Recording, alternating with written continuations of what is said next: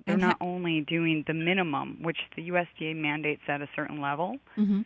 where they set the organic bar at. So, for example, before the USDA got into organic certification, CCOF was one of the first certifiers, Mhm. and they had a much higher bar for organic practices. And when the USDA came in, they lowered that bar substantially, and it's been up to consumers to demand that the integrity of their organic standards maintain, intact. So a lot of the farmers I know and a lot of the farmers in the book have gone beyond those minimums because it really is a minimum bar of what organic means. Although the USDA, they have an organic board, they're starting to incorporate such important things like animal diversity on the Mhm. farm or even planting diversity. So those are important steps forward. But it really requires groups like CCOF and the Organic Research Federation as well, OFRF, to promote better practices for organic foods. Now, when you say regeneration of the farm, what do you mean by that? I'm meaning that there's a way of producing food that takes away from the natural soil. Mhm. And what farmers usually do to counter this impact is that they'll add fertilizers or they'll add pesticides or herbicides. And so regeneration means that they're actually building up the soil. They'll let the land go fallow for a year, Mhm. or they'll plant different crops like legumes that fix nitrogen, for example. And that will actually rebuild the soil so that you can keep farming in perpetuity. You can keep farming and keep farming because you're allowing the land its natural recharge. And right now we're not allowing the land to recharge, nor are we allowing our groundwater, for that matter, to recharge. So these are important transitions.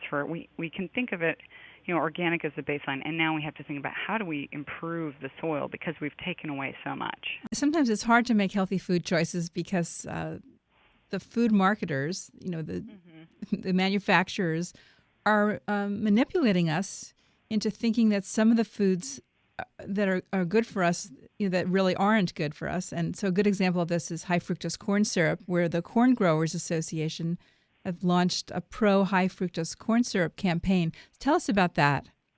Yeah, I mean, this is a really disappointing campaign that's coming out. They've created several ads and commercials, you can call them, that are saying that high fructose corn syrup is natural, that it's okay for us to eat, and that there's nothing wrong with it.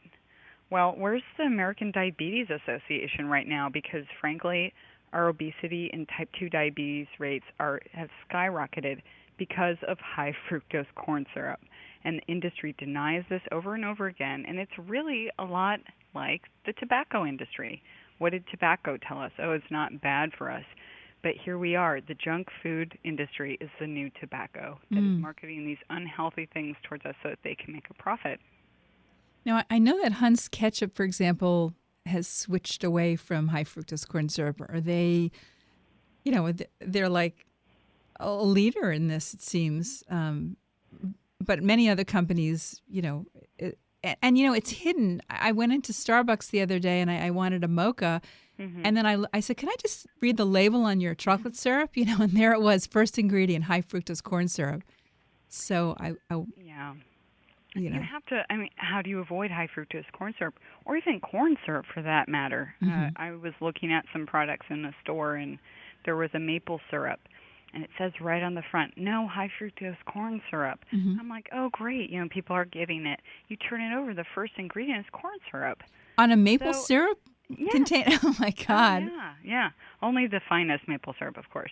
But it wasn't your Vermont or your Canadian maple syrup. I see. So it was like a syrup, a pancake syrup, they call it, I think. Yeah, that's right. Like Log Cabin, for example. But that wasn't the syrup. But it's just like they're getting it, but it's still marketing, and corn syrup is still a very cheap additive that they can buy because we've created a surplus of corn in the country, because the Corn Growers Association has consistently lobbied our government to continue supplying our tax dollars to subsidize the overproduction of corn. Now, that's a mouthful, but that's really what's been happening here. And I feel like people are ready to hear this message because even the corn growers are starting to not be happy with the the corn seed prices, now they're starting to transition corn to biofuel use as well. Mm-hmm. So they're starting to find alternative markets for corn. But it's been corn syrup for a long time, and now the industry is posing it as a healthy, natural sugar. That's really shocking. So we really need to pay attention and be good label readers. But we need to do more. I mean, I know that you talk about this. You're an advocate for addressing things on a state and local level.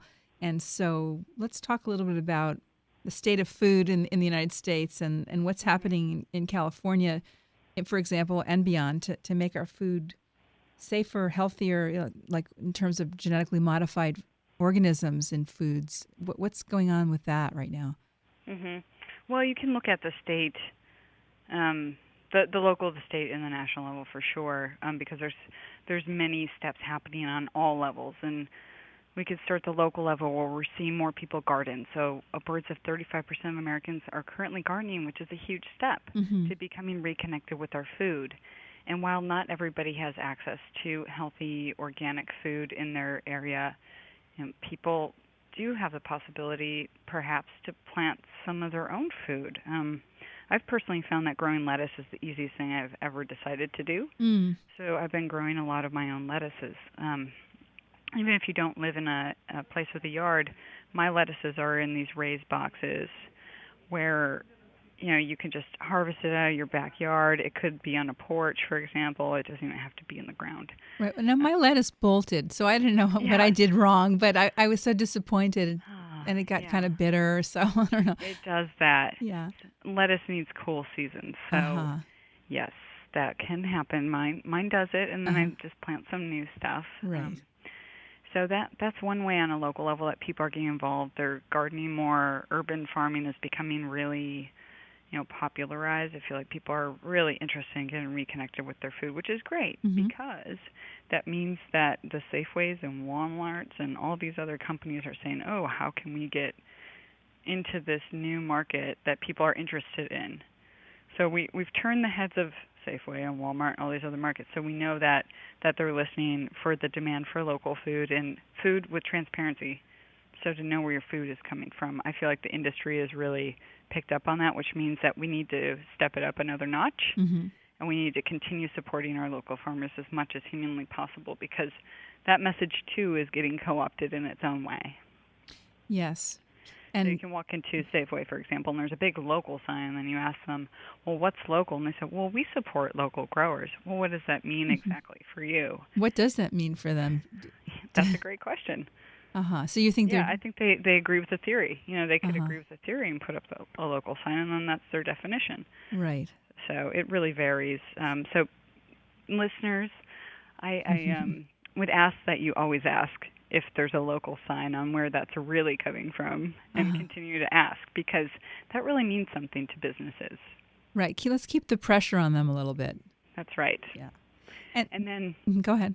Yeah, I could keep going. So then at the state level, so then you get a little bit bigger, there are some policies that are being created to help, support localized agriculture. I feel that are, coming from the federal, but also the state is distributing the funds from last year's Farm Bill through supporting next generation farmers, first-time farmers. They're providing some incentives in the state of many state departments of agriculture will distribute those funds. So states are, providing funding for alternative ways of farming for some research as well.